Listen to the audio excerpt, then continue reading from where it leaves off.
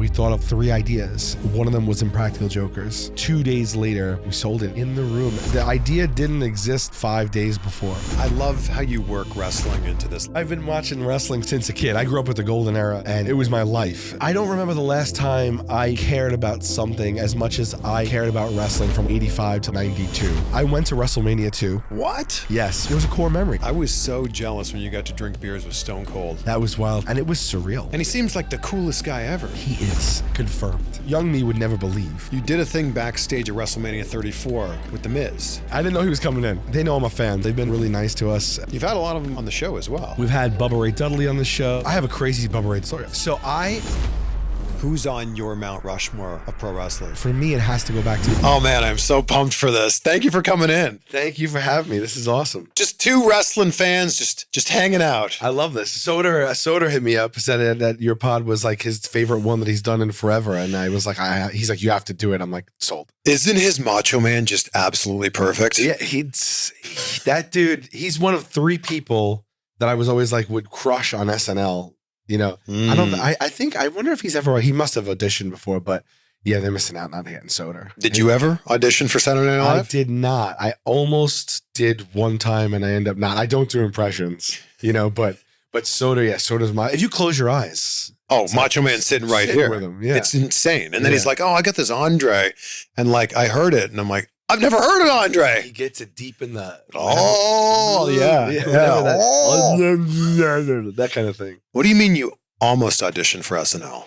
I have a buddy who works there that said to me that he thinks it's a good idea if I auditioned, and I never really took anyone up on it. I wasn't ready when I don't know. It was years ago, and I wasn't ready to do it. So I was like, oh.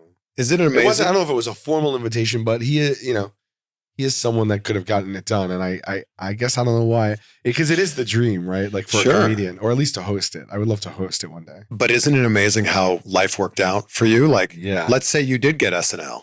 You wouldn't be this guy right now. No. Yeah. That happens. It's weird how that happens. I think about it literally every day. Yeah. Like as we record this today, it's Back to the Future Day, October 21st. Oh my God. It's the day they went in. Yes. October 21st, 85. Yes. And then they went to October 21st, You're 2015. To the right guy. So on my wall at home. So when they celebrated the 30th anniversary in 2015, it was a big to-do. Huge. And they had like Back to the Future week out here. Yeah. And I came out for that. And they had events everywhere. And at the actual gym where they had the Enchantment Under the Sea dance, which is on like Hollywood and Highland right there. There's like a little church, a gymnasium, whatever. They had an auction for all 3 movies of screen used items. And so I went to that and I bid and won the USA Today from Back to the Future 2 that says like Martin McFly arrested, teen arrested. What? I won it. So is that the one where it's like Marlins win? No, that was the difference. It's like cholesterol cures cancer. It's the USA Today. What? It has him on it. It says Martin McFly Jr. Arrested or whatever. And then there was like, when the story changed, it changed to the Biff and the teens getting arrested. They had both for sale. And for auction. So I won that bid, but it was like 10 years ago. Like, and it was a good amount of money, not like crazy, but it was like, so when I bid on the second one, cause I was with I was with Q from the show, who's a huge fan too. And I was with, believe it or not, Joey Fatone, who's a huge fan too from NSYNC. Yeah. And so they were bidding, we all were bidding on stuff. And then they were like, you have to bid on the other newspaper too, because you need this set. And like I bid it up to a certain number and then somebody outbid me. And to this day, I wish I would have bid for both. I wish I would have just done it. Yeah. But it just felt a little too rich for my blood at the time. But that hangs framed in my hallway when you enter my home. And it's it's screen used and it has the certificate and it's signed by Bob Gale, the writer. Of course, yes. I'm so jealous. Yeah, and I later got to meet Michael J. Fox. Oh my goodness! I have a story about this. Okay. So I guess a couple of years ago. So I don't know what, I don't know if it was 2015. So this was, I don't know. It was, I don't know what anniversary they were like pitching, but like, I don't know why they did a big tour. Like they were going to all the whole cast of Back to the Future, Michael J. Fox, Chris Van Vliet, they were all doing like the Comic Cons and things like that. I don't remember what it was specifically. I don't know if it was like because it wasn't like an anniversary that was like a big one. Maybe it was the 35th. I don't know. Anyway, they're there, and I had never met them, and so Q and I, they were doing a meet and greet, and it was super expensive. It was like something like $900 or something. To meet them, but to take a picture with them and get an autograph. Yeah. And this is my favorite. This is our favorite movie, our favorite trilogy, at least, of all time. So I already own this with this thing, right? So I'm like, this is my chance to meet Michael J. Fox. I don't know. I'm probably older than you, I think. I'm 42. Okay, I'm 48. So for me, honestly, truly, outside of wrestling, in like the years 85 to like 90, Michael J. Fox, like Alex B. Keaton, Back to the Future, it was like that was my life. Yeah. So Q and I are like, fine, it's like a rent payment, whatever, let's do it. So we pay the money and we go to meet them. And so there's a whole to-do leading up to it. I'm like, what am I going to get them to sign, right? So we decide that we want to buy original movie posters, from back then. So these are 40-year-old movie posters, whatever. And so you could find them, a few of them. They're sealed, they're factory sealed, and they're an insane amount of money. They're going anywhere from like $1,000 to $2,000. And it's like, all right, it's a piece of paper, right? And then you could get the Back to the Future poster now for like $15. Sure. So it's like, what do we want to do here? Well, if we're already spending this much money to get it signed, it's a collectible, it's memorabilia. Why not just get the actual movie poster, spend the money? I'm an adult. I've been saving my money for things like this. Like, this is special. It's my favorite. So we go on eBay. He buys one right away. He gets one, and he gets it on this cloth that's like acid free, like it's so it'll never yellow and stuff. And he plunks down like, I think like $1,500, $1,200 for it, whatever. He gets it. It's on a board already. It's nice and firm, and he decides on his. I'm going back and forth on mine, and this guy says this thing is factory sealed, mint condition, guaranteed. So I write to him, and I'm like, hey, I'm gonna get this from you, but if it's factory sealed and you've never opened it, how do you know it's in mint condition? I just want to cover all my bases here. Very fair question. It's a piece of paper I'm buying for $1,000, right? So he's like, it's guaranteed 100%, whatever. So I'm like, all right, I take the plunge. I pay this man the money, and it's like, I don't know what it was, like $1,100, whatever it was, $1,100, and I get it, and it comes in like a really, really hard like PVC piping. Like, honestly, if I took a swing at your head, you would get very, very injured. You'd be hospitalized. Like that thick PVC. Yeah. So I get it. I pop it open, and there's a loose poster in there, like it's wrapped in, I open that up, and this is how much of a careful consumer I am. I videotaped me opening the package from the beginning. So it was a long cardboard box. So I had my wife like video me, and I cut open the tape, because I wanted proof, because if I opened this thing and it wasn't in mint condition, I had video evidence. Yeah. So I slice open the thing, and I take it out. I take out the pipe. I unwrap everything on camera, and I take it, and I open it very carefully. I unroll it, and this thing has a full deep crease right down the middle, and like little like markings. When a poster gets like dinged up and stuff. Yeah. And I open it, I'm like, so it's on camera, right? So now I'm like, all right, so the date is approaching. So I write this guy back, and I go, listen, it's all messed up. Like, what are you gonna do about it? He's like, no, he's like, I can't do anything about it. It was factory sealed in mint condition. I was like, but I wrote to you about this. I said, just so you know, I opened it on video, and I have it from the box to opening it, and you'll see. And he's like, well, you know what might have happened? He goes, in transit, it might have been left in the sun. The PVC thing that it was in could have been compromised, got a little soft, and that bent the poster. And it was such a reach. Like, this is a PVC pipe that you could never melt it in sun ever, let alone how long was it? It was just like this guy reaching. Yeah. And I was like, with all due respect, that's completely absurd. I said I could swing this thing and kill somebody. There's no way this melted in any sun. Like, why don't you just cop to the fact that you didn't know the condition of it? You said it was mint condition. I said, I'm just, only because this is a bit expensive. And he goes, you're going to have to take it up with eBay. So now I'm like, what do I do about this? Now the thing is in like 2 days, and I don't have enough time to order from someone else or resolve this with eBay yet. So I order overnight, I order like a $15 poster too, just in case to have a backup. And I'm like, all right, I'm going to go get this. I guess I'm going to go get this thing signed. And so I'm fighting with this guy, and so I go meet Michael J. Fox, and we wait online and they open the curtain and we go back there. And I go, oh, hey, it's so nice to meet you. So nice to meet you. And he goes, oh, hey, he goes, I'm a fan of the show. And I couldn't believe he knew the show. And I was like, what? And he's like, yeah. He goes, I think he said I was laid up in the hospital for like a week. And he's like, it cheered me up. It's all I watch or something like that. And I was like, I can't believe this. Right. So I go open the poster. They have like these tables set up there and he's behind a table. And I go and I open this poster up. And the guy that's working for him goes, you need to move down a little bit. And he takes the poster and he slides it down. And Michael J. Fox takes the pen to go sign it. And there were two tables that were pushed together with a black tablecloth on top. So it looked like one big table. But what you couldn't tell was that the tables in the middle, they weren't touching. Oh. So there was a gap in between the two tables of about 6-8 inches or whatever. Okay. So Michael J. Fox goes and the guy moves my poster down and Michael J. Fox goes to autograph it and there's no table underneath it and he rips right through the poster with his hand. And was this the $15 or the $1,100? The $1,100. Oh, it's even worse now. All of that, he rips right through the thing. It goes right through. His fist goes through it. His hand goes through it. And I just literally was like, and I didn't tell them that it was an $1,100 poster. And then Michael J. Fox was like, oops. And then the guy was like, oh, I hope that, I'm sorry about that.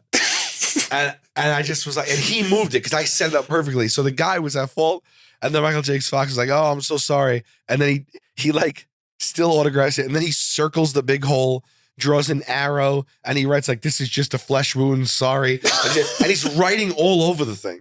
And then I'm just like, I can't believe this. Now there's a hole in the middle. He circled it. There's an arrow. There's all this like extra writing on it. Then he saw it. And it just, I guess it's like a story now that I have, but it's like, it's worthless. It's completely worthless. I have it at home. There's a huge hole. Q got his perfectly. It's so nice. It hangs in his home to this day. Mine's still rolled up. You know what I mean? And anyway, so I never told him that, like, told Michael J. Fox that, but yeah, you ruined my poster. Yeah. But he goes, if you ever need me, like, if I ever can ever do anything for you, let me know. And I was like, whoa, what does that even mean? So I reached out to his people after, and I went and had lunch with him. Oh my gosh. I can't believe this. So I went with Q and Murray. We had like, it was like a 2-hour lunch. And then after lunch, we went back to his offices and hung out. And he told us stories, saw all of his awards, autographed his book for us, told us like, he was so generous and so kind. And I took pictures with him and I just can't believe it. And now I'm going to try to do some charity work for his foundation. That's amazing. Like, yeah, to sit down with him. Yeah. Like, and have lunch with him. Like I'm like, what world is this? Did you go, this is great, Mike, but you ruined my very expensive poster. I didn't tell him. So I did tell him, I go, do you know, I'm a huge fan of it. I used to sign my name in grammar school on every test, on every paper in like 8th and 7th and 8th grade. I used to sign my name Sal with it, the S being a $sign. Just because I was so influenced by Alex P. Keaton, which is ridiculous, but they used to call me Alex P. Keaton, like as a nickname in grammar school. Isn't it so cool though that like your show has just gone beyond just being on True TV? Like the amount of celebrities that watch your show, binge watch your show all the time is crazy. Yeah. I can't believe it. It's far reaching. They play the shit out of it. So I guess it's, Well, the thing about Impractical Jokers is it's so rewatchable. Like you can jump into any season, any episode and like, boom, it works. Yeah, you just turn it. Yeah, I think that's what led to a lot of its success is they play it all the time, but also it's like, I think it's like the perfect thing to just have on. Yeah. So many people tell me this, I hear all the time. I hear it plays in prisons and like the prison, like the huge in the prison population, huge in hospitals. And everyone tells me, which sounds weird, but it's like, oh my God, I fall asleep to every night.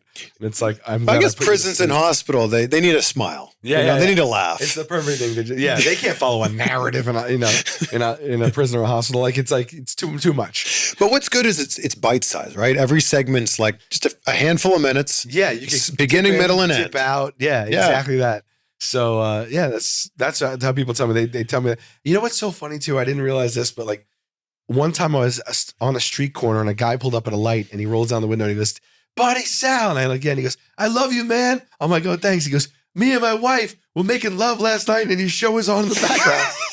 And I was like, that is so funny. It never dawned on me. So I put a post up. I was like, this just happened to me. I was like, it never even occurred to me that this is a thing. Tell me in the comments if you've ever been, making love to your wife or partner with my show in the background. It was like 200,000 people said, of course, what are you talking about all the time? It's on all the time. It just blew my mind. These days, it feels like anything is possible online, like starting a business. And if that's your dream, there's a lot that goes into it, like a website, a payment system, a logo, and of course, a way to advertise to new customers. And that can be overwhelming and confusing. And thankfully, that's where today's sponsor, Shopify, comes in. Shopify is the commerce platform behind millions of businesses around the world and 10% of all e-commerce in the US.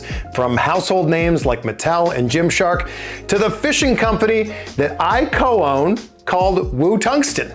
Yes, I am so passionate about bass fishing that I created a company with my best friend Aaron that sells the best tungsten weights on the planet, and we built it on Shopify. Shopify will help you build your website with beautiful, ready-to-go templates that match your brand's style. And then you can get help with everyday tasks like enhancing product images, writing product descriptions, or generating discount codes with Shopify's AI tools created for commerce. Shopify will even help you find your customers with easy-to-run email and social media campaigns. And if you get stuck, Shopify's always around to share advice with their award-winning 24/7 customer support. Turn your big business idea into with Shopify on your side. Sign up for your $1 per month trial and start selling today at shopify.com/insight. That's shopify.com/insight. What was the original pitch from Impractical Jokers? Yeah, it was so we had gotten some pitch meetings. They call them general meetings. Oh, I've had many general meetings. Yeah. They kind of feel like a waste of time most of the time. Bullshit meetings, right? It's like, go and they'll meet you and they'll keep you in mind and then you establish or connect your relationship. Get on your radar. Get on their radar. Yeah. These things are such bullshit meetings. You go and it's like people that you'll probably never talk to again, and you're all trying to like make nice and like be funny for them and like show who you are in like a 10-minute meeting. So we have a bunch of generals lined up, and this is after a long time. We just happened to get an agent because we won this online sketch competition. One thing led to another, and then we got an agent, and then they're like, all right, let's meet some of these agencies, some of these networks. So we decided, why don't we go in with some ideas, even though these aren't necessarily pitch meetings. We have them in a few days. It was a few days away. So we met for lunch, and we thought of like 3 ideas over lunch. One of them was Impractical Jokers, and we called it Mission Uncomfortable originally. And it was kind of the show, an iteration of what you see right now. And we went out into Times Square 2 nights later, the 4 of us with our cell phones, and we filmed each other doing like 3 or 4 bits, just with a little lav mic and our cell phones. We cut it together, and then 2 days later, we had a meeting with MTV and a bunch of other networks, and a few days later with True TV. And MTV offered us to buy it in the room, which for people that don't know how this industry works, that never, ever, ever, ever, ever, ever, ever happens. It's never happened before or since. I've pitched 500 things. I've never, I've only sold like a couple of other shows out of like 500, never in a room again. So they offered it. They wanted to make it a strip show, which is like a game show that they film every single day. They didn't want us to be involved. They wanted to have contestants competing, different contestants, and then comedians rotating any comedians, just telling them regular people what to do. And we were like, we kind of like are an improv troupe, and we kind of wanted to do it ourselves so people can like learn our characters and be rooting for someone, and kind of like that creates a stake of interest in the show. And they didn't see that vision. And then 2 days later, we met with True TV, and they offered to buy it in the room. And we had an offer, and they were like, is it MTV? They kind of knew. And they were like, we were like, yeah. And they were like, they don't go to MTV. They famously won't, like, they don't have any budget over there. They won't do it the right way. And we said, well, they want to make it a strip show. They're like, we'll do it how you want to do it. And we said, okay. And like, we sold it in the room. Wow. The idea didn't exist like 5 days before. I feel like you guys kind of saved True TV too. Cause like, if you turn on True TV, it's like 18 hours of Impractical Jokers. Yeah, that was great. So when we got on True TV, there was no comedy on there. Right. This is true. There was 3 towing shows a pawn show or two, and the storage shows, and it was all like the dumbest criminals, and that's all it was. It was just trash reality TV, and we were the first show that like actually had joke, like like that kind of thing, and then we resonated right away, and then lo and behold, they changed the angle and focus of the brand and the network based on that. Which I never really talk about or think about, but it is mind-blowing that happened. That's what I'm saying. Like, they then competed as one of the only other comedy exclusive networks with Comedy Central. Yeah, it's just kind of wild. So what was the original, like, what's the elevator pitch that you gave them? The thing that we shot was like, we shot us in a movie theater interrupting a movie. We shot us at Victoria's Secret buying lingerie for ourselves. It's stupid stuff, but and a couple other things. And what we did was we cut together a little sizzle reel that was like really undeniably funny, and it spoke for itself. And I learned that was really the key, because we showed it, and credit to Marissa Ronka, who was the executive at the time that offered to buy it. She started to laugh, and she had literally tears streaming down her face. And then she said, "Can you hold on a second?" And she walked out, and she got like 4 other people, and they came in the room, and she replayed it. And then they all laughed really, really, really hard, like together. And she was like, "Right?" And they were like, "Right." And she was like, "Guys, I want this show." There was just, wow. We said we've known each other since we're 13. Like we're a comedy troupe. Like we come as a package. And that was it. In the original one, we were in a van driving around to locations, getting like missions. So it was a little bit different. And like our idea was that the van was sentient, like almost like Kit from Knight Rider. And we wanted the voice to be Patrick Stewart. And we wanted him to have disdain for us. And like we would pull up and he'd be like, "All right," like, and give us the mission, and we'd have to go in and and so we when we got picked up, we kind of stripped that away and just got to the core of what was happening. But it's funny because MTV went ahead and made our show anyway. They called it Money from Strangers, and they used the van, and they used that whole concept of pulling up to a place in a van and getting a mission. And there was 2 contestants. So they literally just robbed our show and did it anyway. Wow. Luckily, our show came out, I think, just before it and hit immediately. And so when that show came out, people were like, "What is this ripoff of this show?" And I think it lasted a couple of seasons. Actually, Jeff Dye was the host, who's a pal of mine. And I think a bunch of other comics I know went on it. So no ill will to them, but like it was crazy shady that they did that. How are you still able to do the show now when everybody recognizes you? Just filming in New York. But what do you mean? So it's just like... But you guys are so recognizable. Yeah. The show is such a hit. I know. Like, is it 9 times out of 10 where you're trying to do something, they're like, "Hey, Sal, Mer." On a bad day, yeah. But like, on a bad day, we get recognized. On a bad production day, because that delays stuff, But in New York, so it's, if we're on the streets, it's anybody's call. We learn what neighborhoods to avoid. Like, people know us everywhere, but there are certain areas that are hotspots. Like if you go to Times Square, like a tourist neighborhood like that, like we can't film there anymore. It's hard to film in Central Park anymore. Like those were like in the beginning seasons, but like now it's like really tough. But if someone knows us, the next person doesn't. Or if the first 3 people know us, the next 3 don't. Like I've never seen, I don't even know, like Mad Men. Or when if the cast walked by besides John Hamm, I wouldn't, you know what I mean? So people don't know us. And then if we do like, if we infiltrate like an office or do like focus group or something like that, we have so much in place to avoid people knowing us. We like wrote the book on this now.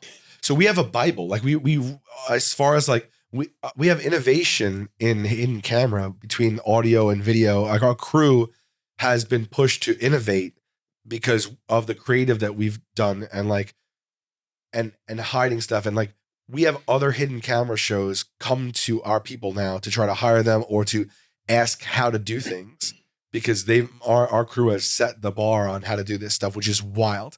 But we also have all these techniques on how to vet and weed out people that might know us. They get questionnaires like a month ahead of time, like saying like everything. It's a book this big where they talk about what foods they eat, what what entertainment they like, what television, what stations they watch, and we weed it out. And somewhere deep in that thing is like, do you watch True TV? Do you watch this? If they check that, they're gone. Oh, wow. When they come, we have way more people than we need because of this. There's a burn rate, right? So if we have to have given a speech, like let's say we want 10 people in there, we'll book like 25. And then they're in a holding room, and then we take them one by one to seat them. And then as they come down the hall individually, one of us is in that hallway. And when they turn the corner, they'll see us. And if they have zero recognition, but you'd be like, no one can hide when they know us, and they just turn the corner and they're like, they're gone. We pay them, because when you pay someone for a focus group, they get like, they don't come in vain. Like we just cut them and we say, here, sorry, here's the pay you would have got today. I love how you work wrestling into this. Like you were wearing an MJF and Danhausen shirt, and I was like, this guy is a real fan. Yeah. No, I've been watching wrestling since a kid. I grew up with the golden era, and it was my life, wrestling as a kid. I mean, that was like, I think about it now because I was thinking about it on my way here, knowing that we were going to talk wrestling and stuff. And I mean, I couldn't have been more hooked. Like, you know what I mean?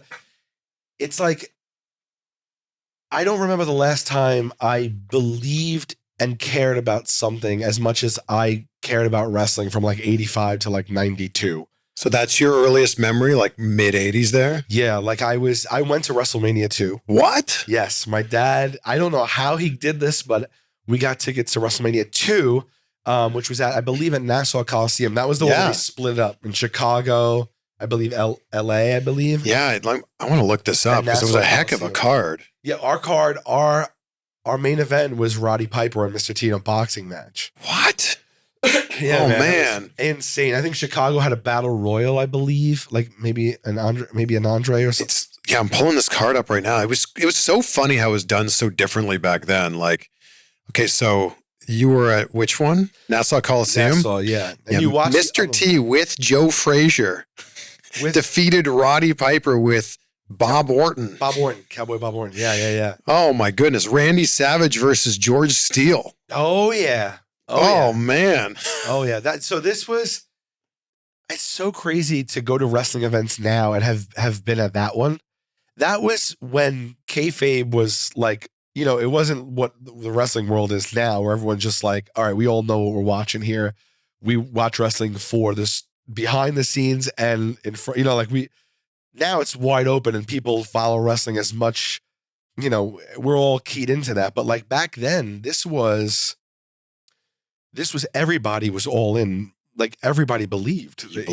Yeah. And it was mid 80s New York City, Madison Square Garden, like Nassau Coliseum, like because I went to another event at Madison Square Garden. This was people screaming bloody murder at the, like really everybody was full bore in on like this was real. And it wasn't as like sanitized as it is now. And it wasn't as like, you go to a wrestling event now, it's for the most part, as wild as it is, like it's very like people know when they have to sit down, you can get ejected, like people are like, it's not like it was the Wild West. Like I remember that main event, people were throwing everything into the ring, just drinks, food. That was all common back then. You know what I mean?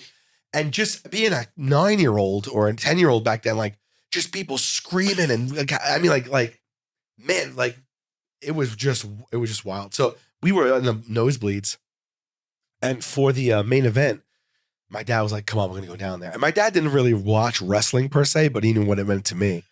And he's like, we're going to go down there. And I remember just being so nervous. Like, what do you mean we're going down there? He said, we're going to sneak down there. And he's like, just come on, just follow me. And like, we were all the way up. He goes down there. He puts me on his shoulders. I'm on my dad's shoulders. I couldn't see a thing if I wasn't. And we get down to the floor and he just kind of walks with confidence and we go past everything. And we are now, I'm telling you, we're standing maybe 10 rows back from the ring. And that's another thing. If you just walked in like now in a wrestling event, it's like, they're like, where's your ticket? What are you doing? Where's your wristband for the floor? What are you even doing? There's security everywhere. Yeah. This was like, it was all like folding chairs. Well, I did have that now, but they're all like they're all clasped together and they're like decorative chairs like you take home with you. But like, this was just a mayhem down there. And I'm on his shoulders and there's no like really semblance of seating. Everyone just rushes, like, you know what I mean? And I just couldn't believe it. I'm watching and I'm on his shoulders. So I'm like ring level watching this. I just remember like, it was a core memory. I'm just like, I can't believe what's going on here. And it was freaking wild. So I'm taking photos on that like old school, like 110 millimeter camera, where you have to like wait for the flash to warm up. I don't know if you remember the flash cube. The cube. Yeah. Yeah. Like you have to like put a cube on and turn it. And then it had to warm up and stuff. And I'm like, I'm an old news reporter. Like that exact sound, dude. And then you wind it and stuff. And I'm like, I'm taking photos and that exact sound. That brought me right back. Yeah. And I'm like, my mind, I've never seen anything like this. I'm 9 or 10. Never seen anything like this in my life. We leave. It's the greatest day of my life. My dad takes the film to get developed. Now, this to me is also like worth its weight in gold, this film. Yes. This is like the proof that I was there. This is like, and if you remember back in those days too, like if something went down, sometimes the film just didn't get developed. Like you would take it to get developed and they're like, oh, it didn't come out. Like they could just say that to you. Like, and it didn't come out. My film didn't come out. No. Yeah. And I remember like, it almost felt like my first funeral or something. And I felt so crushed. I remember crying. And cause I was like, I couldn't wait to show people, like this was my only connection to, and my dad goes, he felt so bad for me that he went and he goes, I'm going to make this up to you. And he gets tickets to like, a house show at MSG a couple of months later. I don't know how he got them, but we were in the 4th row. And this time I brought a Polaroid because I was not going to allow someone to tell me that the film wasn't developed. I wish I would have just went into my box and brought the Polaroids. Oh, that would have been so cool. Send them to you so you could put them up right now if you want to. Who did you take pictures of? I have Macho Man King. The main event was a tag match between it was Hogan and Hillbilly Jim versus Big John Studd and and King Kong Bundy. Oh my gosh. Yeah, it was insane. I got pictures of Macho Man, Junkyard Dog. It was in the 4th row. There was a point where Iron Mike Sharp, remember Iron Mike Sharp? Of course. He's a jobber, like whatever. He got thrown over the steel, fence, gate. Guardrail, yeah. And he was like literally right next to us. I'll never forget. I looked down and he had black boots and like his boot, I guess it was either a zipper or whatever, it was like kind of opened up and he had like white tube socks on underneath. Well, like, the ones you wore in like gym class with like red stripes at the top. And it was so funny because he was in black with black boots, but then I saw his tube socks and it was almost like a peek behind the curtain. I'm like, he's wearing tube socks under that? But those pictures I still have to this day. Who was your guy back then? It was at that point, it was undoubtedly Hogan, everybody was a Hulkamaniac in the 80s. Yeah, it was. You couldn't not be. Prayers, vitamins, everything, like as soon as you heard like, I am a real, that is such a shit song if you think about it right now. It is a trash song. It's so bad. But what a guitar riff. Comes down and it hurts and you took my pride. It's so perfectly 80s. It's amazing for back then, but I remember feeling like I am a real American. Hogan I'm fighting for America as well here. Hogan playing that guitar and being as big as he is, making that guitar look so small. Oh, yeah. Oh, it's so funny, dude. And so Hogan was it, or he used to actually come out to, I think, didn't he also come out to, before that, he came out to Obsession? Was it Obsession? Did he? I don't know. Well, that was definitely, I think, the theme song to Saturday Night's Main Event. That song's like, dun, dun, dun, dun, dun, dun, oh yeah, of course. Dun, dun, dun, dun, dun, dun, dun, dun. You are. I think that's still the song. That was the Saturday Night's Main Event. Are they using it as a song now? Because I know they do. I love how they're doing it now. They keep it like throwback. Oh yeah, and Jesse Ventura's there. Yeah, it's amazing with the red, white, and blue ropes and everything. Yeah, and the microphone that comes down into the center of the ring. Yes, so they might even be using that now. I don't know, but he definitely came out to another. I think that was he came out to something besides Real American, but that was it. That was it for then. And then eventually it was Steamboat,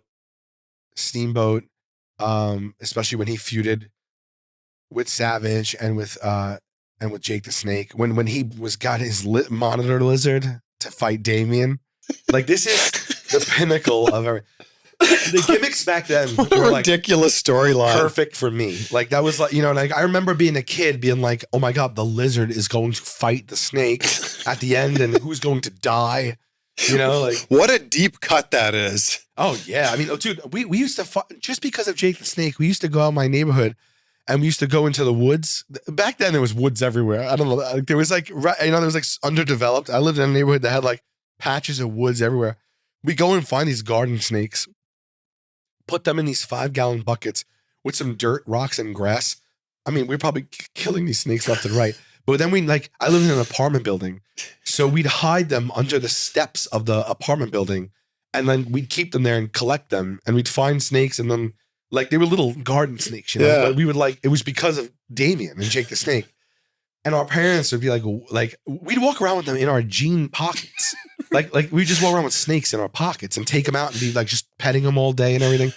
One day, my friend Matthew, he found a garden snake about this big and that thick. Oh. So this was 10 times the size of any snake we had found before. And it was scary actually, but we were like, oh my God, it's Damien. Like, it's going to be Damien. Like, this is going to be a boa constrictor. We kept this thing and we kept it as a community of kids, and we kept it in a bucket, and we all we would drop water in there and like crickets and stuff. And I'll never forget one time I used to play roller hockey as a kid, and we were playing roller hockey in this parking lot in the neighborhood. And I had braces at the time, and my sister, one of my next youngest sister, Dana, we used to fight, and we got into an argument, and she punched me in the mouth when I had braces. And I remember like she just didn't know what she just hit me. I know we argued about something, and I remember I started to bleed, like all my teeth started to bleed, and I was like, and I looked at her, I was in my skates, and she just started to run. She was like, we were kids, I was like 12, she was like 10. And I'm chasing her, she's running, I'm chasing her on my skates to get her for punching me. And we go out of the parking lot, down like 2 neighborhood blocks. I finally catch up with her in front of our apartment building, and I get her and I like throw her down on the grass right in front of our house. And my friend, when she fell on the grass and she's laying there, my friend Matt goes, oh, and he takes the snake and he goes, Damien, and he lays the snake on my sister's face while she's on the ground. And all the kids were like, oh, shit! I don't know. These things really influence. I love the gimmicks back then. I love the barber, like all that kind of stuff, like the fact that Brutus the Barber Beefcake would cut your hair if he beat you. Yeah, it's amazing. Yeah. That stuff, I was in hook line, I was all the way in on that. I remember like begging to watch Saturday Night's Main Event, like, because it was, it was like 11:30. It began 11:30 to 1 or something like that, which was like an extension back then when you're 10. Like, you had to like plead your case. Like, you don't understand now. This is an event. I have to be able to watch. I don't have school tomorrow. It's Saturday.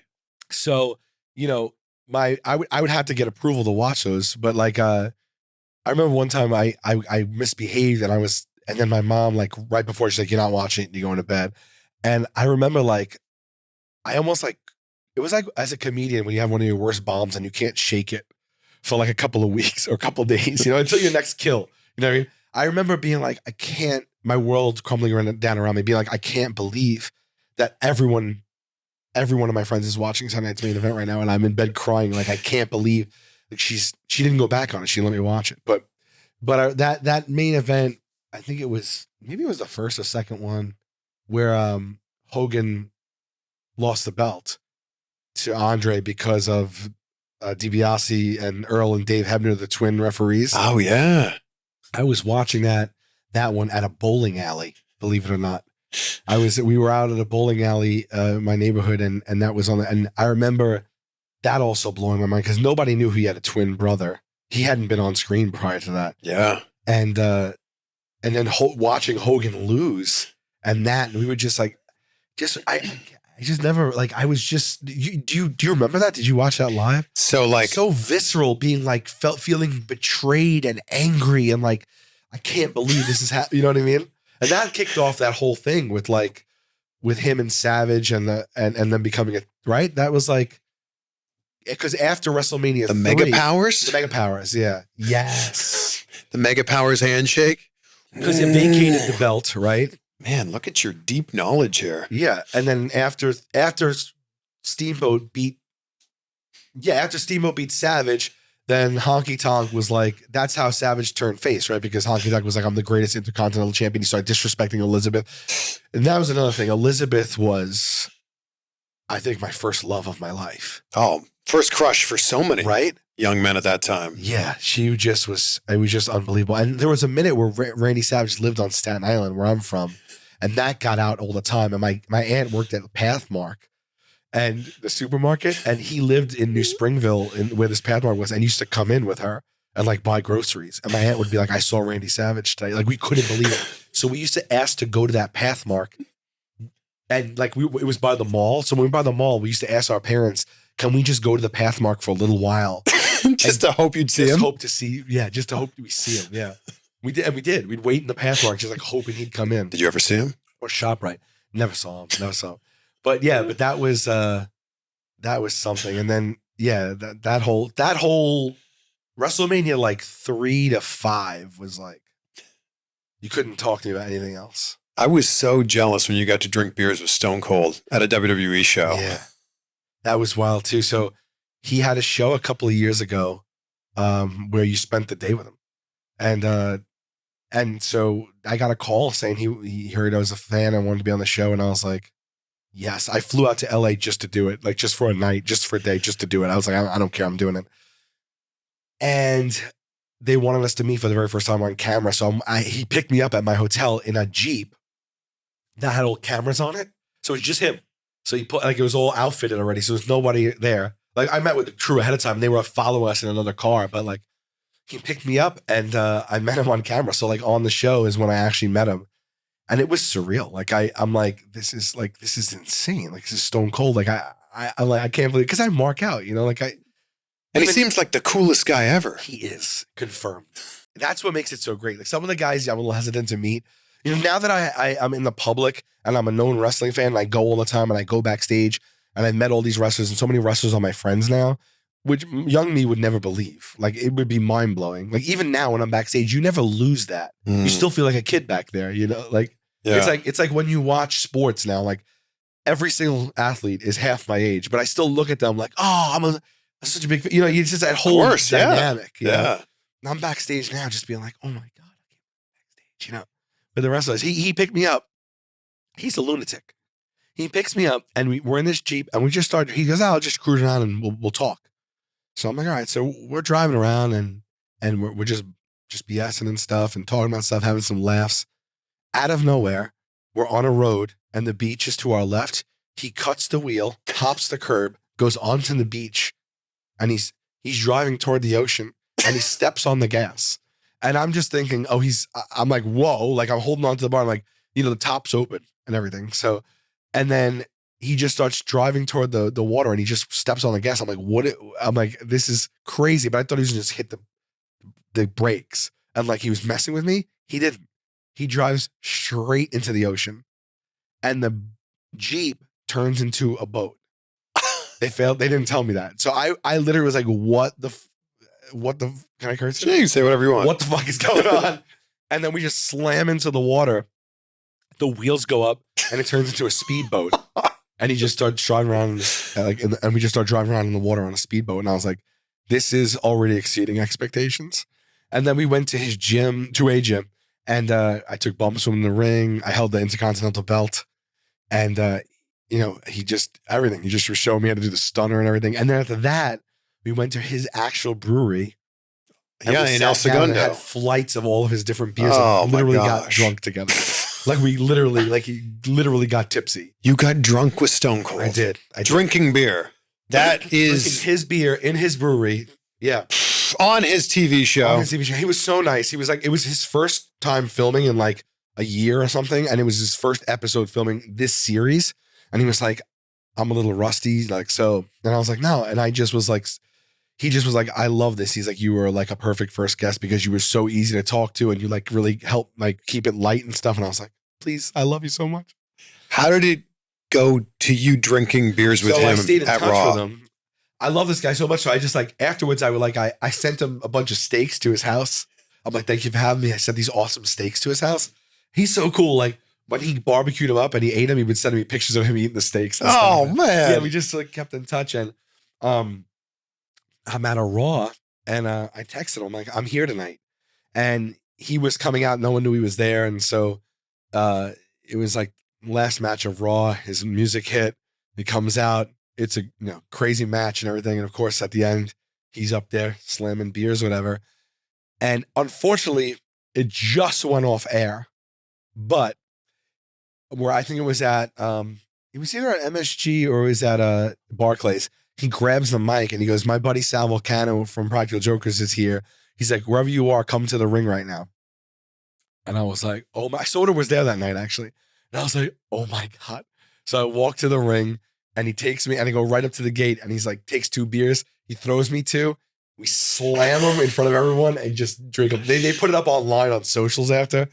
But I was like, yeah, but I did also slam beers with them on the show too. So I have, of course I kept those cans. So I have 4 cans at home on my shelf. Oh man. Just, like I got to get a lot of this in my mouth, but it's just all over me and everything.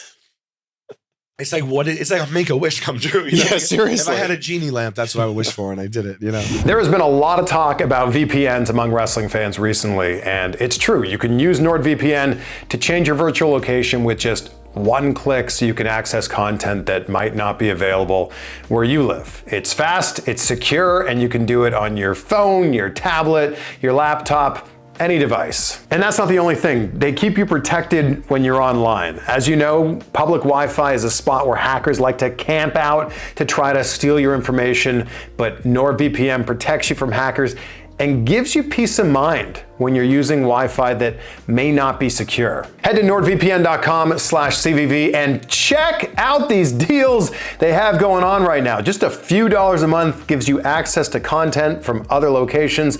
Plus, it keeps you protected when you're surfing the old worldwide internets. Plus, Nord has a 30-day money-back guarantee, so you've got that if you decide that this isn't for you for whatever reason. Head to nordvpn.com/CVV. This is a limited time deal, so take advantage of this while this is happening right now. nordvpn.com/CVV. You did a thing backstage at WrestleMania 34 with The Miz, which is like, so you guys are just kind of like, you're kind of talking trash on Miz, and then all of a sudden he shows up. I didn't know he was coming in. For real? Yeah, no, I didn't know. He's really funny. I don't think I knew. I think they set me up on that one. But yeah, I did. They're cool. I've done some corresponding stuff for them. I did. I got to walk down the big runway when it was at the Meadowland. I call it the Meadowland. And when it was at Giant Stadium. They know I'm a fan, so like they definitely hooked me. AEW as well. Like I got to go in the ring. I unfortunately got ill and wasn't able to do a spot that the guys did where they got jumped on AEW by Jericho and his crew with a bat and everything. It's so funny because Murray's not a wrestling fan, Q is, but I got really sick. So and this is a dream of mine and I couldn't go and I had to watch them do it. But like Murray did was no selling, getting hit with a bat, but he didn't know, but they were like hitting him and he didn't realize that he was like no selling it, which is so funny to me. But yeah, AEW as well. They've been like really nice to us, and they invite us to events and stuff. And you've had a lot of them on the show as well. We've had Bubba Ray Dudley on the show. We have Tommy Dreamer on the show. We've had Jericho on the show. MJF on the show. Pretty awesome. I guess I have a crazy Bubba Ray Dudley. Want to hear a Bubba Ray Dudley story? Of course. So I like kind of during the Attitude Era. I kind of like wasn't. I was only peripherally watching. I kind of stopped watching wrestling. Like when Stone Cold and when like Goldberg and everything were in there, like heyday, I had a beach house with my friends. That's something we did back in the East on the Coast. Jersey Shore. The Jersey Shore, yeah. So my wife's from Jersey. I get it. There you go. Yeah. So we'd have a beach house, so we'd go on the weekends and stuff for the whole summer. And my friends would all watch, and I was already removed from it, so I would just kind of half watch. But it was when ECW was really like taking hold and just came out. It was like the craziest thing. So flaming tables and blood and everything, thumbtacks and all that stuff. And ECW was still doing like smaller house shows. And so in Belmar, New Jersey, there's a bar called Bar Anticipation. And ECW was doing a show at Bar A, they call it, on July 4th, I believe it was 1998. And 22 of my friends were going to go to this show. So we all get tickets. And I'm watching peripherally, but I don't really fully understand the scope of ECW and how actually like crazy it was. And at the time, the Dudley boys, like they were known for getting into like brawls at these things, like with fans would like throw shit and they would be like spitting and slapping. And there were a couple times where they brawled people. There was another one at the Fun Bubble on Staten Island where it was a riot. And the Dudley boys were involved in it, and the cops came, and it was like a massive riot. Like this was happening back then. I don't know if you know that. Like ECW was crazy. Oh, I know ECW was crazy. I know you know it was crazy, but I didn't know that. Did you hear about any of the like? Is this where they were throwing all the chairs in the ring? That one? Yeah, this was, no, there was like people fighting the wrestlers, wrestlers were laying people out. It was in the front page of our paper and everything, and it was kind of crazy, but I wasn't tapped in. And I don't know why I don't know, I guess. So we're online and we're waiting outside. There's a snake line outside the place. It was like 95-degree heat. It was sold out. There was maybe like a few hundred people online. And the parking lot was such that it was filled with cars where they pulled a car in, then another car behind it, another car behind it, another car behind it. So it was literally, you couldn't get out. Like no one can get out except the first line of cars, then the second line of cars, then the next, bumper to bumper. So I don't know why they did it like that, but I guess they had to do it like that. So we're online and it snakes around the parking lot, and Bubba Ray Dudley pulls up and gets out of a car, and he's about to enter. And we're all online waiting. And I'm maybe across the parking lot, I'd say I'm maybe I would say 200 feet away. And I yell out for no reason at all, just to be participatory. And I don't know why I did this, but he got out and I went, "Hey, Bubba Ray Dudley, you fat fuck." That's not my personality. It's not really me. But I don't know. I kind of saw ECW. I thought that's what it was like. And I don't know why I said it. I just was like, let me get involved. Let me mix it up. Let's start this off now. And then I turned, and he was intimidating. He still is, but back then, like that guy, like I said, he was getting into real brawls. Yeah. So I'm with 22 friends, and we're all online together. So I turn away, and then my friend Jeff looks up, and he's looking at me. He goes, "Sal, he's coming over here." And I go, "That's all right. Don't worry about it. There's no way he knows it's me. You know, he's running." And he goes, "Sal, he's running over cars."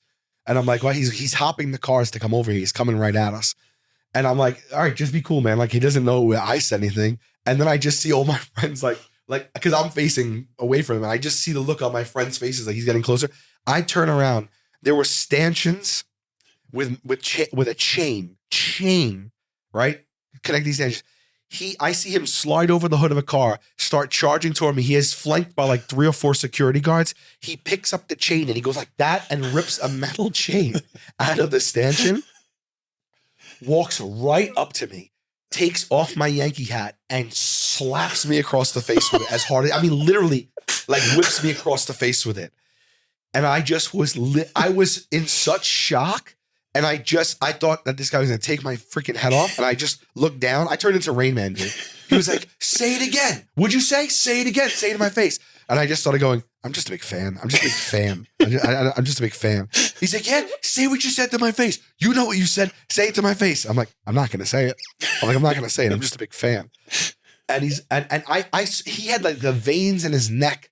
Like I just saw him like his fists were like clenched. And I was like, if I say one wrong thing or make one wrong move, I really do believe he will knock my head off.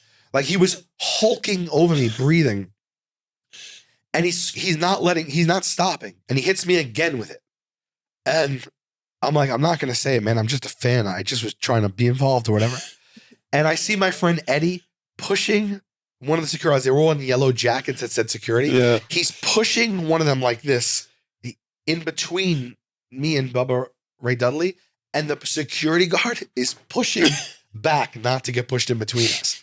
And I was like, that's a bad sign, you know, like, and so I just didn't look up. I just kept my head down like this.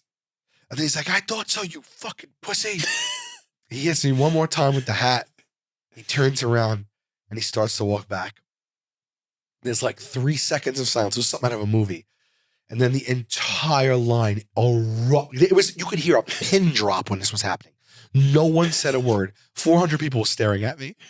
And then he turns around, he walks 3 seconds of silence, and the whole place erupts, right? And they're screaming, they're yelling, they're cheering for him. And he walks all the way back in, and he goes in the door, and everyone is looking at me. I felt so mortified. And I'm like, I have to save face here. At the time I smoked. I went to go light a cigarette, and my hand was doing this, and I couldn't even hide it. My adrenaline was like, I couldn't hide it. I lit a cigarette, and I was like this, and everybody was, because the line's thing, everyone's looking at me. I stepped out of the line, and I took a drag on my cigarette, I blew it out, and I looked, and I went, anybody else here got a problem? And the whole place started like hysterical laughing. And then a line formed in front of me. And I autographed like 100 programs. You did? I did. They were just asking me to autograph the programs. And they did like wrestling vlogs back then. And they did roundups of like the results, because these were like house shows. Yeah. And that got written up. And the whole entire thing got written up in a vlog. And then when we were in there, they were fighting, and they were like going all over the bar. Like the bar had like a volleyball court in the back with sand. That's where the ring was. But they ended up fighting all across the bar. They ended up going behind the bar and smashing Corona bottles over each other's heads and stuff. And the whole time he was fighting all over the place. When he got near us, my friends all stood in front of me and formed a wall, because I didn't even want to get in his view again, because I thought that he was going to still kill me, and that's it. I wonder if you can still find the write-up about this online. I probably could. So I still have the ticket. I am now I'm good friends with Bubba now. So what happened when you met him again years later? I met him at a house show for like, I forget. It was like I forget what federation it was, but it was like in Long Island at a house show. And I met him backstage, and I was like, I told him the story, and he's like, I remember that. And I'm like, do you really? He goes, I swear to God, I remember that. But then he was nice to me, you know, and then we like kept in touch and became friends.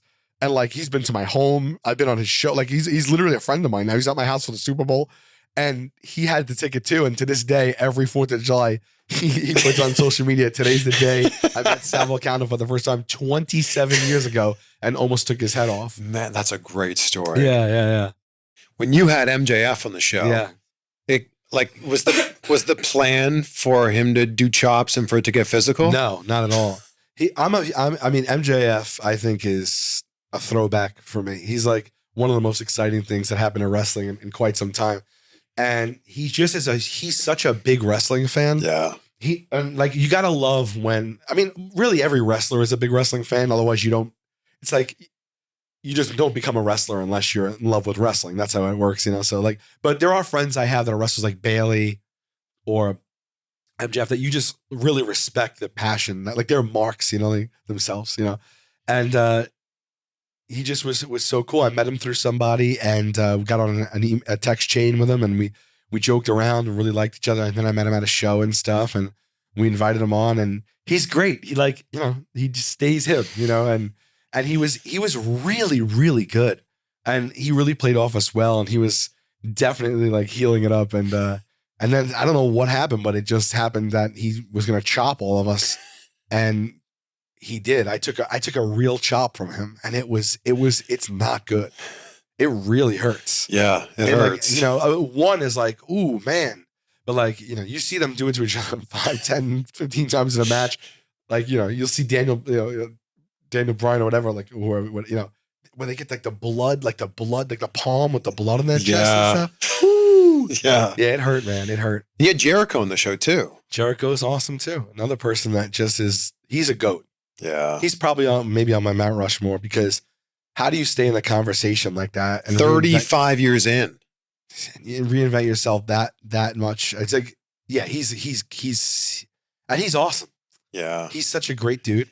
And it's every gimmick, pretty much every gimmick he's done has gotten over. Everything. Like Lionheart to Y2J, Suit and Tie Jericho. Like we can go down the entire. Oh, I love the list, Jericho. Yeah. You can go down the list and like they all work. Yeah. It's amazing. He's just great. He's great on the mic. He just commands people's attention and respect. I love him. I absolutely love him. I'm going to be on the Jericho cruise next year. They just announced I've done it. Oh, you have? Yes. Oh, I can't wait. One. Oh, that's so cool. Yeah, so me and QAnon did our podcast and did a bunch of other pods. And it's still going? Yeah, it's a seventh one next year. It's so good. It's a lot of fun. As a wrestling fan, it's amazing. Yeah. I can't wait to go on that. We'll get back to the conversation in just a second. This episode is brought to you by Blue Chew. Blue Chew is the upgrade button for your life in the bedroom. Chewable tablets that deliver stronger, harder, longer-lasting erections without the hoops. No waiting rooms, no pharmacy lines, just a quick online visit, and once approved by a licensed medical provider, Blue Chew sends the chews straight to your door. Guys, if you've been thinking about it, now is the time to try Blue Chew with your first month free. Just sign up at BlueChew.com. Blue Chew tablets are made in the USA and prepared and shipped directly to your door. The best part, it's all done online. That means no visits to the doctor's office, no awkward conversations, and no waiting in line at the pharmacy. Discover your options at BlueChew.com, and we've got a special deal for you because you're watching right now. Try your first month of Blue Chew for free when you use the promo code CVV. Just pay $5 for shipping. That's promo code CVV. Visit BlueChew.com for more details and important safety information. And a big thank you to Blue Chew for sponsoring this episode. What's been the most traumatic punishment that you've done on the show? Oh my gosh. So, I mean, now we just wrapped season 12 and we're over 300 episodes. We've been doing this thing like 14 years. It used to be easier to answer that question, but I would say in recent memory, there were two. One was Murray. We had this idea to punish Murray. He writes books and he writes like these thriller kind of novels. And I had the idea to, how they have like audiobooks? So he does his own audiobooks. So I was like, why don't we strap him to the roof of a race car that's going around a racetrack, tie him to the hood of it and make him do his audiobook on the hood. And so everyone loved that idea. And so we did it. We got this racetrack. We got a stunt driver. We got a race car driver. We tied him down to the hood, put a helmet on him with a GoPro, and he had the book, and this thing's doing donuts and racing on track.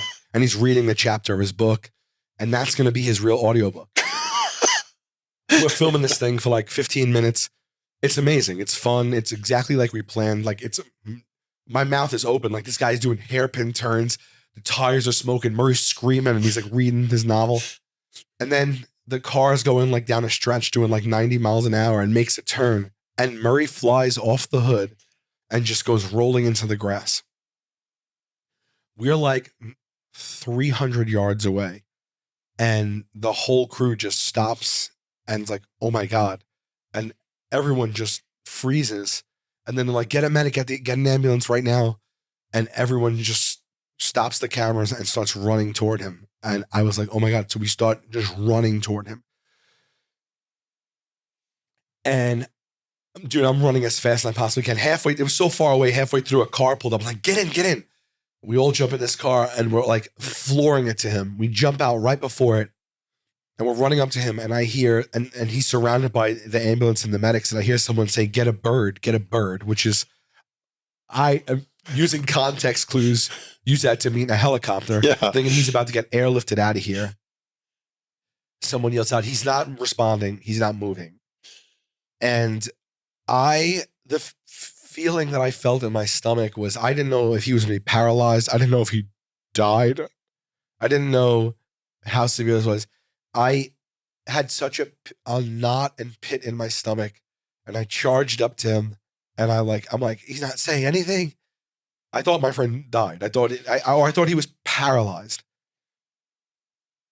And then one of the medics turns around and he goes, he's not moving, and pulls off a wig, and it's Murray. And the person that was dressed as Murray that was on the floor was just a stunt person. When they took a turn around the stretch, they went past a bunch of trees. The car stopped really quick. He jumped out, and the stunt car came. A guy jumped on the hood. Then the car kept going. He jumped in an ambulance, put a wig on. He had the clothes underneath. Oh my! That guy rolled off the thing, and then Murray pulled up and was one of the medics. So it was your punishment all along. It was mine all along. And honestly, when he turned around, I actually had to take a knee because I literally felt like I was going to vomit. Like because my stomach was in knots. And I was like, how is this funny? Like I thought you were paralyzed. You know, it turns out that was the lesser of the two evils because he was going to pretend to die in another punishment. And that got waved off. There was an idea. He's afraid of heights. So we were going to put him in a room like this, a little smaller. He was supposed to do Zoom interviews over Zoom in an office. And what he didn't know was it was going to be one of those storage containers made to look like an office. And the bottom floor was going to be plexiglass. And the idea was it was going to be attached to a crane. And when he got in and sat at the desk, and the Zoom started, the crane was going to lift him in the air and he was going to see underneath him was just clear. Yeah. And then he was going to have to do these Zoom interviews hoisted in the air. He found out that was the idea and then pitched to double cross me. And he wanted at one point the crane to drop the box and the box to come down and just smash onto the ground and me think that he got crushed and died. And that was in play for a year and a half because he kept pushing it until they kiboshed it. And then this was the settle for that. So he was going to make me believe he died. Oh my! This was a traumatic one to go through. You said there were two. What was the other one? The other one. So there were. Okay. So there's actually two more. I can think they come to. Well, another one was they locked me in a room with a 600-pound Bengal tiger. They locked me in a motel room. In the movie, I didn't even know we were filming. I thought we were taking a break at a roadside stop, and Joe went to speak to me about something, and we were outside of a door of a motel room. And it's actually on camera. We're just BSing. I didn't know a camera was on me. And he shoved me and slammed the door closed. And I turned around and there was no handle on the door to get back out. And I was like, what? I didn't even know we were filming. And then I just heard a growl. And I just turned around and I was like, I could not move an inch. And then a tiger walked out of the bathroom. And it was on a chain, but that chain was tied to the bar of the shower. So it's like, it was just tile and sheetrock. I mean, if the tiger wanted to rip out of that thing, I believe that it could. And then the chain was long enough so the tiger couldn't get to me, but it was only like 6 feet short of me. And I honestly didn't think it was funny then, and I don't think it's funny now. And the first thing I say on camera is I understand what it means to be frozen in fear. I don't know if you've ever had where your body won't move and you can't speak. I was frozen and the first thing I said was, how do we get insurance?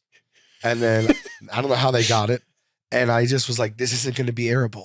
I was so angry and couldn't express it because I didn't want to show any emotion whatsoever. And I was so scared and I felt that the tiger could sense my fear from their instincts or whatever. Yeah. And I didn't want it to sense how scared I was because then I thought it would try to attack me. And so I was fighting I was in disbelief that they did this. I was as angry as could possibly be. They put me in this position. And then I was as scared as possible. And all three of those things were bottled up because I couldn't move or speak. I didn't think we'd be able to use it because I didn't think it'd be funny. It turned out people thought it was funny. And so these are truly surprises. Like you guys aren't sitting in a pitch meeting going, it'd be great. This or that. They're surprises. Yeah. Not everything is a surprise. Yeah. And sometimes it's a partial surprise. That was a blindside surprise. And so was Murray flying off the thing. And I just was so angry. And then they were like, you have to get out by going to the connecting door and going to the next thing. And then at one point, the tiger, they threw a big hunk of meat down. It was eating it. And it went back into the bathroom for a second. I later found out there was a handler in there. Big deal. The handler was some middle-aged woman. And she was very casual. She was she didn't look like she could stop the tiger if she needed to, at least to me.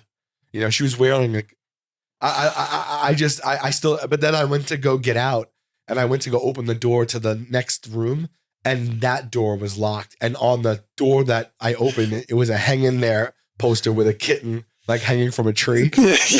And then they came and they got me out of there. But that was also like one of the hardest things ever. One of my favorite bits ever is when Q calls the guy Moustache. Oh, yeah. Hey, Moustache. That was, I think, that might have been in episode 1, I think. It was at Costco. And he's like, don't call me Moustache. Yeah. That was one of the first times we realized, like, oh, there could be like a bad interaction here. Because we were filming that. I think we got Costco for the pilot. And which it was easier, believe it or not, to get places like that back then because people didn't know what the show was. Oh, sure. Because Costco banned us after that. They banned you. They banned us. To be fair, we've done a billion times worse since then. But I guess they just, that was enough for them. Like that we got into a little friction with people. But the guy was like, yeah, don't call me Mustache, you clown. This clown's calling me Mustache. Yeah. He's like, don't call me Mustache, clown. I remember in the back, we were like, oh my God, like this guy, what's going to happen? But that was one of the first times we realized, oh, there can be like friction here too. You know what I mean? Like, but that's what makes it funny. Oh yeah. Yeah. We learned early on that like, that's one of the things we learned early on is like, oh, we should be able to say no. We should be able to back down because that's funny too. If we can't do it, it's funny in the failure of it, But I think the magic in the show is that it's never malicious. Like, it's never making fun of the stranger. It's always coming back on you guys. Yeah, I would say for the most part, that is the intent. Yeah. Sometimes people catch a stray, maybe, but like, sure. But no, that is the intent. Is really for us to compete in like a pressure cooker, like social faux pas situation. You boil the show down, and that's really what it is. Like people call it a prank. To me, we don't even use the word prank on our show. It's like it's hidden camera, but it's like a competition show in social situations. It's really like pranks. I feel like put it in a box, and like pranks, I think are like a little bit. They're not what we do. What we do is fairly elaborate. I feel bad. Like there's a lot, pranks is a whole genre on YouTube, right? I feel bad watching prank shows sometimes because I put myself in the shoes. I don't like mean pranks. I don't. Me like neither. Yeah. I put myself in the shoes of the person getting pranked, and I'm like, oh, like makes my skin crawl. Some are mean and rough and stuff like that. Yeah, yeah, they're malicious. Yeah, malicious. Yeah, no, that's not what we're really going for. My favorite sentiment in the show, like to evoke from someone, is like confusion, bewilderment. Mildly entertained, weary, you know what I mean? Like wary, I should say. When we are interacting with someone, they don't know what to make of it, or whatever. That I think is the funniest thing to me. I love to live in that space where I'm towing the line of, is this guy kidding me or not? There's the one where you guys are in the grocery store and it's this older gentleman and he like was a track star or something like he. Oh, Dave Jacobs, former Olympian. Yes. Yeah, I can't believe how many people bring this one up to me. It's one of the things that's brought up to me the very, very most. Because his reaction is so genuine of like, I can't believe. We love that man and everyone fell in love with that man. I can't believe you guys are recognizing. Yeah. I think he might have had a news article in his pocket, laminated, if I'm remembering correctly. Maybe. But we found out, someone said, we're in a grocery store, and then he mentioned who he was. And then we looked it up, and he was like a former Olympian. And so we all came out one by one and was like, oh my God, is that Dave Jacobs from? And he believed it every time, but it was like it was in a very endearing way. Yes. Like, this is the greatest day ever. Like, you made his entire year, his entire decade. Yeah. I think that's why so many people bring it up. That kind of resonates with people. That's when the show's at its best. When it's like, you can't possibly have known that we would stumble into something like that. That's the most magical part and the most fun part for us of what the show has to offer. So what's the bit that just went totally off the rails? What's the one that was the worst? We've had a handful over the years. Believe it or not, I think there's only been maybe five or so bits that never aired that were like, this is trash. We can't redeem this, or it just went south. And because it's like, especially now, we run pretty lean. Like we can't afford for something not to work. Like when you show up on a day and an idea is built around this, you've now spent time conceiving the idea, spent time getting the idea approved. Locations have to find the place. The crew has to go tech scout it. Then they have to go there that day, build everything out, and everyone's on set. Yeah. If something doesn't work, it's a ton of money. Everyone's still getting paid, and then we don't have the content. Yeah. So it's pressurized in that way, but we've become good enough at it that we understand how to make things work nowadays. But over the years, they haven't. There was one where we decided to be mimes in Central Park early on. That was a doomed from the beginning because we couldn't speak. No one no one conceptualized the fact that like this was going to get, like being in a box is going to get old very quickly.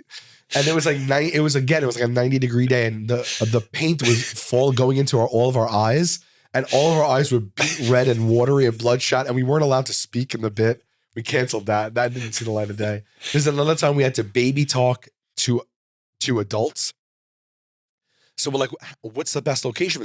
Let's go to a park, a kid's park. Because what we could do is we can start talking to a kid like, how are you? Look at this guy. Yeah. And then like turn to the parent and be like, and what are you doing? Like, that'd be the perfect way to do it, because you need an in. Otherwise, it's just going to look weird. And we wanted to see if we can get people to talk like that back to us. We go to the park to do it. We didn't have a kid. And so quickly we realized we're walking around the park, just a middle-aged man just searching for children to talk to. And it was like, I swear it might have been 20 minutes in of us just roaming the park and looking at children where they called the cops. The cops came. And rightfully so, you know?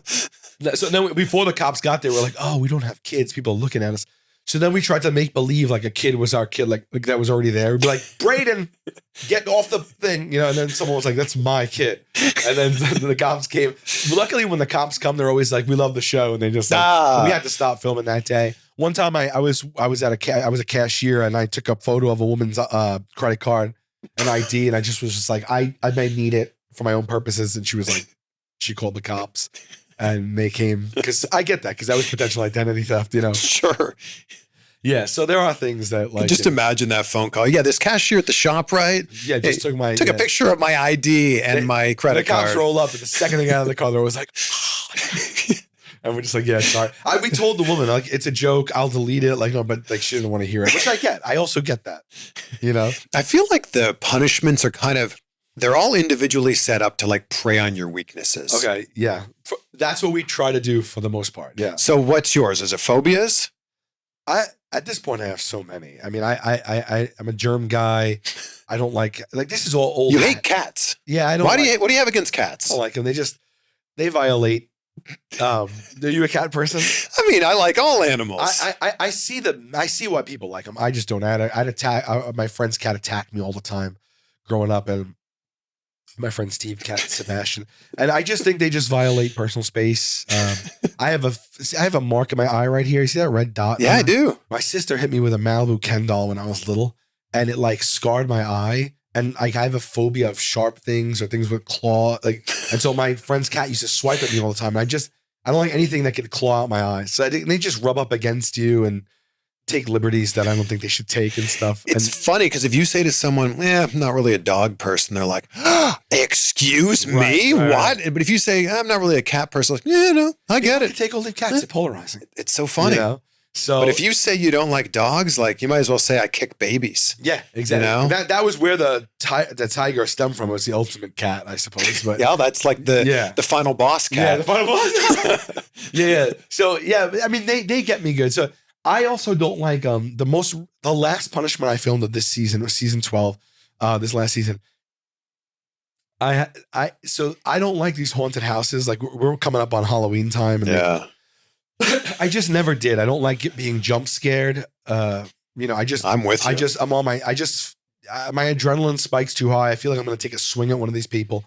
Over the years on the show here and there, they put me in a cornfield and had things try to attack me. They rented out an old mansion. They made it haunted. They threw me in it, like those ghost hunter shows and stuff. And it's good. It's good because I really do. I can't help but viscerally react. I scream. You know, like, and there's nothing funnier than people. You ever see those haunted houses where they take photos of people in mid-scare? Yes. There's a very famous one in Niagara Falls, Ontario. Okay. And where like you see like the photos of people that are like, that kind of like that whole thing is so funny. So they've done it to me. It's been a minute, but we're coming up on Halloween, and this was terrible because it was kind of like my idea. Something else fell through, and I was like, they started talking about these haunted houses, and I was like, I really don't want to do one, you know, but wouldn't it be funny if like you put me in one of these haunted houses and I couldn't leave until we were going to do this to Q in a demolition derby, but then insurance couldn't come through. And so I was like, wouldn't it be funny if you put me in a haunted house and I couldn't leave until I had to cancel my phone, internet, and cable? So they did. They got this warehouse of a place in Jersey, one of these places that's like 50,000 square feet. These people come in like 2 hours early to get makeup, like a real deal one. Yeah.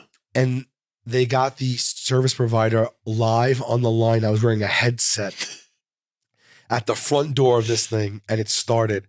And I had to go through this haunted house, and I got the operator live on the line, and I entered the real process of canceling my phone, internet, and cable while I was in the haunted house. I couldn't leave until I did it. It took 42 minutes. For 42 minutes, I was running around this place screaming. The first thing that happened was it said that they were experiencing longer than usual wait times, and I'd have to be on hold for 12 to 17 minutes. No. Yeah, so I was on hold for 14 minutes with the music playing while I was like screaming. And then the guy picked up after like 14 minutes, and I had to be like, you have to understand what goes into this. Like this was all real, and I was like, had to make sure he didn't hang up on me, because then it would have to restart that process. Yeah. It could have been out. They were prepared for me to be in there as long as possible. I said to the guy, listen to me, please. I said, I'm in a haunted house right now. I said, I have to cancel actually, I thought I was just canceling cable. And then after I canceled it, they were like, now cancel your phone. Now cancel your internet. They kept adding. So I was like, I need to cancel my cable. This is a real call. I'm in a haunted house. I have no other time I can do this. I need to do this now. You cannot hang up on me, please. I'll tell you, you're going to hear screaming. You're going to hear me screaming. This is not a joke. And he was like, all right. And then the guy just stayed on the line with me for 42 minutes. And I canceled my phone, internet, and cable live on the line with this guy. Yeah. Wow. How bad did you feel when you made that woman cry during the fake prank show bit? And like, oh God, I forgot about that. That was Eric Andre? Yes, that's right. He's in your Eric ear. Yeah. So we thought of this idea where it was a prank show that it was the stupidest prank ever, right? It would just be like something like, you sit on a whoopee cushion, or like you were pulling $1 away from there's her. $1 on the floor tied to a fishing line. And when the person reached out to get it, we pulled it. And the show was called Dumb Fucks. And so what would happen was, like, I'd be sitting at a table in a waiting room with a guy. There'd be $1 bill on the floor. He'd go to get it. I'd pull the $1 to me. And then he'd look at me and I'd be like, surprise, you're on Dumb Fucks. And then literally, like, you remember those flash mob? Remember that whole trend where a flash mob would come out? Yeah. In that moment, a flash mob would come out.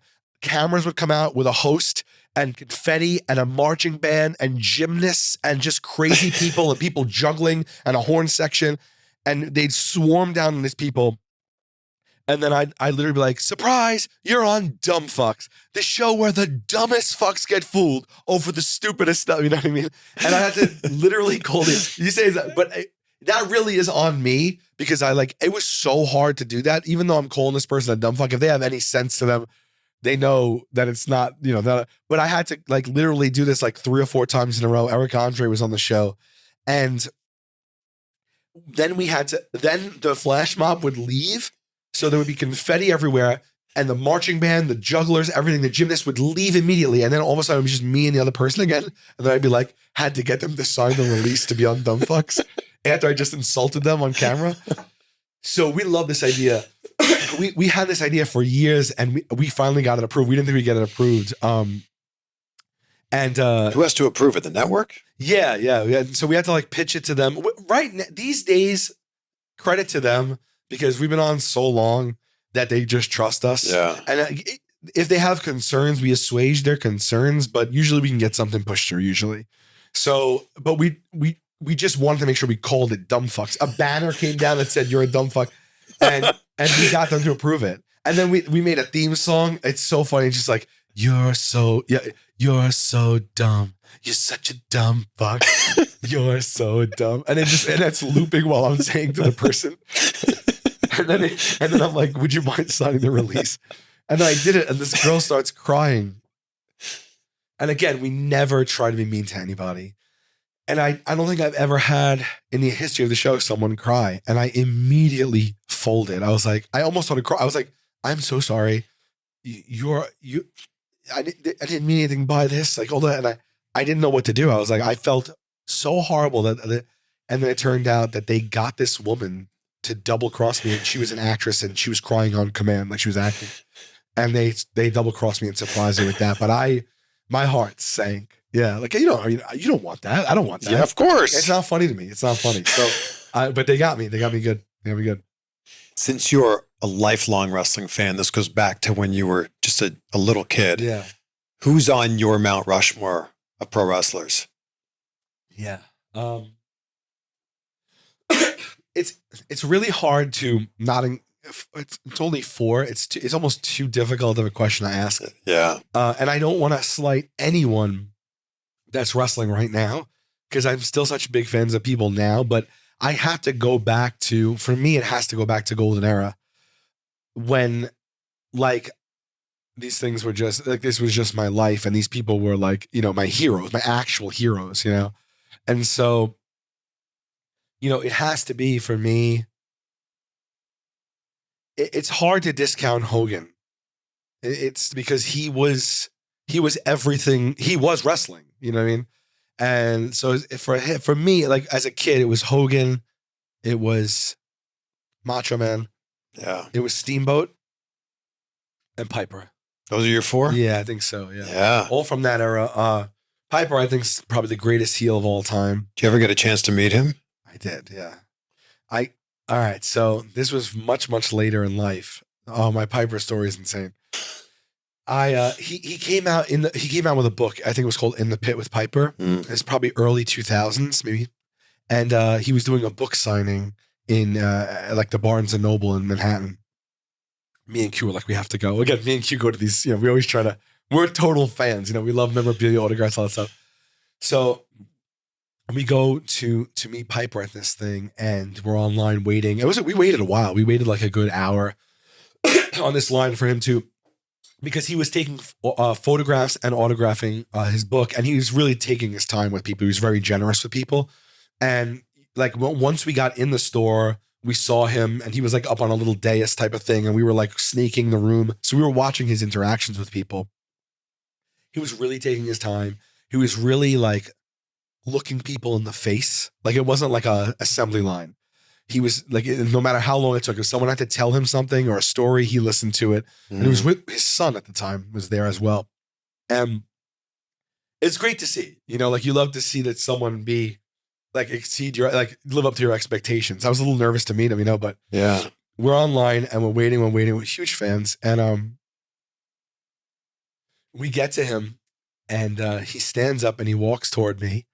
And he's like, how are you? How are you? You know, I forget what he said to me. He was just like, how's everything? How are you? Thank you for coming. I'm like, hey, I was like, I just got to tell you something. I was like, I know you probably hear this all the time, but WrestleMania 2, I was at that with my dad. And it's one of the greatest memories of my life. One of my earliest core memories. And it's something I'll never forget. It's something that's so special that just brought me and my dad together. And like, I can't tell you how much that experience has meant to me. And I'm telling him this, and his son is right there as well. And he's close with his son, and he starts getting tears in his eyes as I'm telling him, right? And I'm just and so he gets tears in his eyes, and I immediately get tears in my eyes. That's how I am. If someone gets sad, emotional, like that woman that was about to cry, I was like, oh. And I was like, I just want you to know, like, I know you hear it over and over. I hope it doesn't get old, but like, you just mean so much to people. And I could, at that time in my life, that was like the biggest thing that ever happened to me. And I'll never forget how I felt standing on my dad's shoulders. And like, I don't know, just something I'll remember for the rest of my life. And he's like, you know, he literally gets tears in his eyes. They well up so much.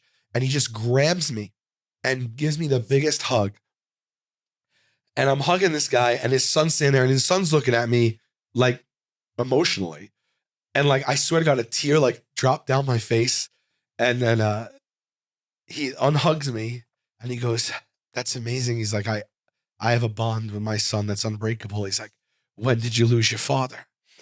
And I had a tear streaming down my face, and I went, my dad's at home right now. And he has tears in his eyes. He's like, oh, what? I go, I'm so sorry if I led you to believe I lost my father. I was like, I didn't. My dad's great. He's home right now. He's healthy. And he's like, oh, okay. And he's like wiping away tears, and I'm wiping away tears. And I'm like, I am so sorry. I was like, did I say he passed away? Like, I didn't, but I guess the way I was saying it, it felt like I was memorializing my dad. And so we started crying together, and he gave me the longest, deepest emotional hug because he thought my dad had passed. And then 2 seconds later, I'm like, my dad's awesome. He's just home right now. But I still have the book. I got, he autographed it. And yeah, he's someone we lost way too soon. Oh, absolutely. Yeah. I mean, there's so many wrestlers. He was getting into the comedy world too. Yeah. He used to show up at the Comedy Store. And my buddy Steve Simone, who's a huge, he's a big comic and a wrestling fan. He befriended him and would take him to the store and because they started to do get up on stage and tell stories on the mic and stuff. And for a while, he forged this relationship with him. And I didn't know Steve at the time, but unfortunately, I wish I did because I would have been able to, to maybe meet him. But he's someone I wish I would have known a little more. Why did it take so long for you to do your first comedy special? Yeah, it's like it just came out fairly recently. Yeah, it's Terrified. Terrified, yeah. It's on HBO Max right now, streaming. I've been doing comedy a long time. I started a little bit out of college in late 90s, early 2000s. I did a little bit. And then I didn't. I did sketch and improv, and I didn't do it again until 2000. The guys and I started touring again in 2012. We did sketch comedy and improv shows in Manhattan for years.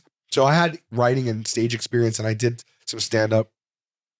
Then once we got the show, we're like, oh, we could write a show and take this on the road. Yeah. And so we did. And the guys and I have been touring now for 13 years. We've done 4 or 5 international tours. And that show is geared toward the fans of the show. And it's a mix of stories and some stand-up and some videos and interacting and stuff. So I started doing it with them then. And then I was like, you know what? I've only ever wanted to be a stand-up. So I got to get back into this now. So back then I started doing spots again, getting up each night. And then I really, really turned it on 2000, maybe 15 or so. And I started doing stand-up again at that time, but every single night, in every waking minute I had. So when I first started going hard in 2015, I'm talking 4 or 5 nights a week, 3, 4, 5, 6 spots a night for a few years straight. Just really putting in the time and everything. And I got my hour, started touring on the hour, and then a couple of hours and did a couple of tours. And I just never had a break. The show consumes us so much. It takes over 10 months. We used to film 26 episodes and 5 specials a year. It took a little over 10 months. Then we'd have down for Christmas and then go right back into it. And there was 9 seasons of that. And it was impossible for me to do anything else. I would tour as well during it. Yeah. So I tour as a comic and I tour with the guys. So it takes about 2 years to hit every market. So I would tour with them for 2 years, then me, then them, then me, then them, then me. So I haven't stopped touring or filming the show since 2011, 2012. Wow. So I never really had the time. And then a few seasons ago, maybe season 9, I was I really need a break. So we negotiated 6 months down in between each season, and we lowered the episode count to 18. And then my whole plan was to finally do my special. So that's when I finally geared up and got it really ready and prepared. And I shot it at the end of 23, I think. It was at the end of 22, and it came out. Yeah, no, it came out June of last year. Yeah. And somehow in all that, you found time to be a dad as well. So congratulations. Thank you so much. Yeah. A couple of kids now. Amazing. We share this. We have 2 young children, almost in the same age. Yeah, we're both in it right now. Experiencing the same exact thing. I could look at you right now, and you don't have to say anything. I know everything that's going on, man. Yeah, and you have an older daughter and a younger son? Yeah. Same. Yeah. My daughter is just to turn 3, and my son daughter's is 2.5. Turn 1 in a month or so. 10 months. Yeah. So greatest thing in the world. The best. Yeah. The best. So with all that stuff, it was tough. But what's crazy is I've been a comic for so long, but I'm still educating people on that because I had nothing to really put out. Because, you don't really you don't put out material online. You don't want to burn your material. So now I finally had the special. It came out on YouTube, got 3 million views, and then HBO optioned it. And now it's streaming on HBO Max. So now I have something out there for people to reference that that I actually do this. Because people know me from this, or they know me from my podcasts, which are on hiatus right now, but I do a few podcasts. But yeah, so I'm still now educating people, and I've been doing this a long time. Well, when they see your name at the local comedy club, it's oh, that's a headliner I want to go see. I hope so. Yeah. You're on tour right now, right? Yeah, I'm on tour right now. It's called the Everything's Fine Tour. If you've seen my special Terrified, it's a whole new hour from that. So if it's all new. It's actually, I'm talking about my family for the first time ever. I didn't even really talk about my family. publicly say that I was married or had kids till about a year ago or so, just because I was very private. But I kind of wanted to start talking about that experience on stage. Yeah. So I kind of let that go. And now, you know, for people who have watched me on Jokers, Play Myself all this time and on my podcast for years, never spoke about that stuff. So this is the first time you'll like see a new side of me on stage talking about the intimacy of my family and stuff like that. That stuff's so relatable. Yeah. Yeah, exactly that. Right. So I'm on tour now. I've been touring since the end of 24 and I'll be touring till 27. Oh, wow. Yeah. So there's like 30 or 40 cities online right now. I'm always adding cities. So check out salvulcanocomedy.com. And I keep adding them. No, I don't know when this is coming out, but November 14th, I'm playing the Chicago Theater. December 27th, the Beacon Theater in New York. Some big ones. The Ryman Theater in Nashville, April 12th. So I'm going to be everywhere, but yeah. I can't thank you enough for coming in here. This was so much fun. This was a blast. I got to thank Soder for connecting us. I appreciate you making the time for me. I'd love to come back. Oh, it sounds like I got to have you and Q on at the same time. Oh, that would be awesome. To just talk wrestling. We should do that. Yeah, I would love to. Right on. Yeah. I'll ask you This is fun, man. Thank you, man. Yeah. I'll ask you the question I ask everybody at the end because gratitude is such a huge thing for me in my life. Yeah. And I'm sure you tap into a lot, you know, being a father now. Yeah. What are 3 things, Sal, that you're grateful for right now, today? Well, I think mine might be pretty cool. I think mine are going to be pretty baseline, but my kids, you know, my family is nothing. I don't need anything else. You know, obviously, you know this. This is not something that people don't know. But if you don't have kids and you want them, some kids aren't for everybody. But if you don't have kids and you want them one day, or you're on the fence about it, I would just say to you, if you're in that headspace already, then do it, or just do it. Is my one thing when I had my kids was I only wish I did it sooner, because there is nothing else like it on the planet. And you know what you're expected to feel, and you know what your parents tell you, and you know what other people tell you, but there's nothing like it when you actually have it. I've said this before, but I'll say it, I'll repeat it. It's like, imagine having a new feeling. I mean, I had my daughter at 45. Imagine having a new feeling at 45. It's a feeling in the depths of your soul that you have never felt before. So it's without a doubt my family. It's the fact that I am a stand-up comedian as a profession, which every single day I take inventory of that, because that's all I wanted to be from a young kid. And I can't believe that's my job. So that's number 2. When you break that down to like just what it is, you get to stand at the front of the room holding a microphone and you get to make people laugh. I think about it all the time. It doesn't it's amazing. It doesn't make sense. Yeah. It doesn't make sense. And I can't believe I do that. And I can't believe people can see me. It's just wild. And just, you know, my support system, my friends are like family to me. You know, it's just like, when you get older, you realize that is all that really matters. So like those are the 3 big things. The fact that I'm doing what I love as a profession. Yeah. The fact that I have a family that I love and friends that I call family around me is like, that is life. That's the definition of life. And I'm checking those boxes right now. So as, you know, I don't want to like give you platitudes or anything, but as baseline as that sounds, it really is the truth from the bottom of my heart, you know? Congratulations on an amazing career thus far. And I feel like it's getting better every year for you. Thank you. I can't thank you enough. Appreciate you, man. Thank you, brother.